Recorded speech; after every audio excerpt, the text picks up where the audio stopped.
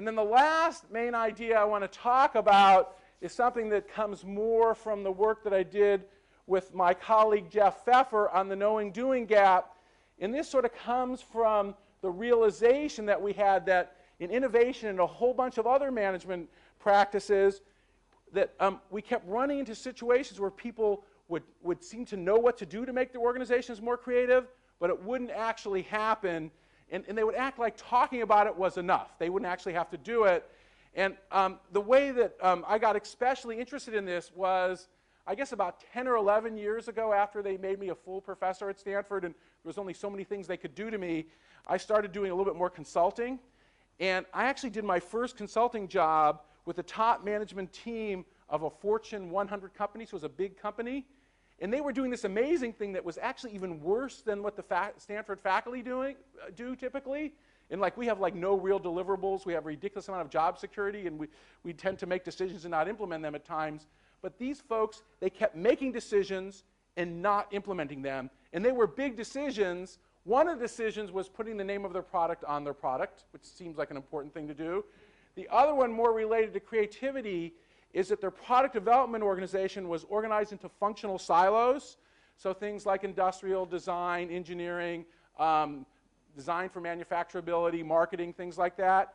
And so they were in these functional silos, and there would be these huge teams of like 70 or 80 people on every project, and every person seemed to, the definition of being on a team was you sort of returned half your emails.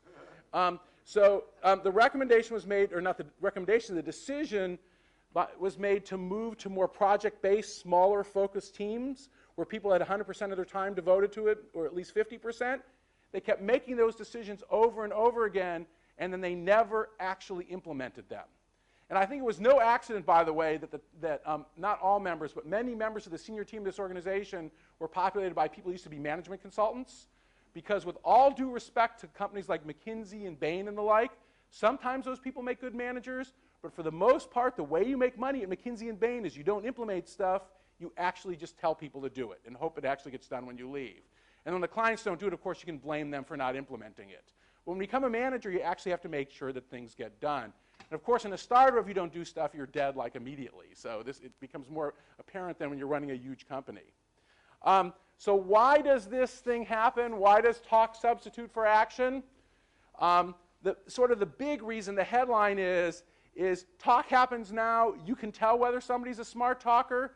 Whether they're any good at actually turning knowledge into action is a whole other sort of thing in a different set of skill sets, a different kind of skill set.